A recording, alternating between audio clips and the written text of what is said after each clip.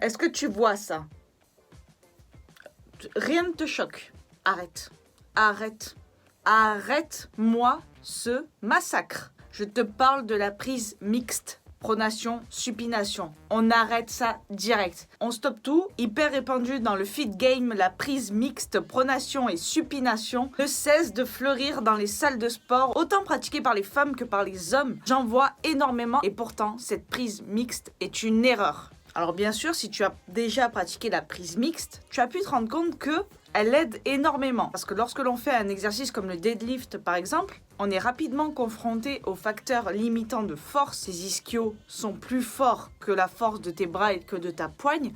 Du coup, si tu as envie de soulever plus lourd, il faut que tu trouves des alternatives. Et en faisant la prise mixte, tu t'es rendu compte que tu pouvais soulever plus lourd et donc progresser. Sauf que c'est une erreur, ma gueule. Arrête-moi cette prise mixte immédiatement. Stop. D'ailleurs, si tu vois quelqu'un à la salle en train de faire la prise mixte, tu lui dis « Les mains en l'air, ok ? Ne bouge plus, lâche cette barre. Pose cette barre immédiatement, doucement.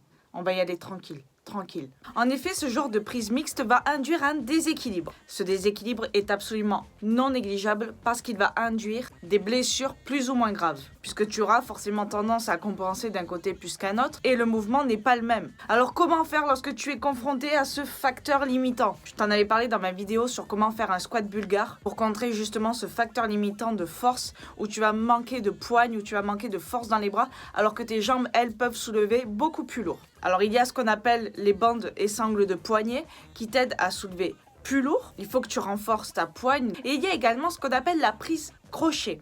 Alors la prise crochet, j'essaie de te mettre une image par là. Il faut que tu pièges ton pouce entre la barre et les premiers doigts. Les 2-3 premiers doigts, ok? Cette prise est intéressante, mais elle est très douloureuse quand on n'a pas l'habitude de la faire et que tu soulèves déjà lourd.